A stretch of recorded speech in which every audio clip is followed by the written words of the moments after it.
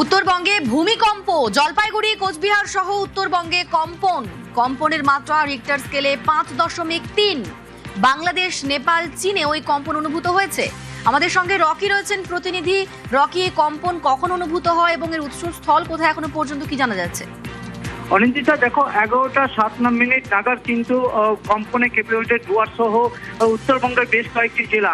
এখন পর্যন্ত যা জানা গিয়েছে, এই ভূকম্পের কিন্তু মাত্রা রিক্টার স্কেলে ছিল 5.3 এবং উৎপত্তি স্থল ভুটানের পুনাখা। শুধুমাত্র যে ভারতবর্ষের এই অংশেই অনুভূত হয়েছে তেমনটি নয়, বাংলাদেশ, নেপাল, ভারতবর্ষ, ভুটান এবং চীন এই কয়েকটি দেশেও কিন্তু অনুভূত হয়েছে। এখন পর্যন্ত কিন্তু কোনো রকম ক্ষয়ক্ষতি খবর পাওয়া যায়নি, কারণ গোটা ডুয়ার জুড়ে এখন মুষলধারে বৃষ্টি চলছে এবং প্রত্যেকটি মানুষ কিন্তু বাড়ির মধ্যে রয়েছে। এই ভূমিকম্পের ফলে কিন্তু আতঙ্কিত হয়ে মানুষে অনেকেই ঘর থেকে বেরিয়ে এসেছে। প্রশাসন এই বিষয়ে নজর রাখছে এবং কোথায় কি পরিমাণে ক্ষয়ক্ষতি হয়েছে কিনা তা খতিয়ে দেখছে। অনিন্দিতা, বেশ, ধন্যবাদ রকি।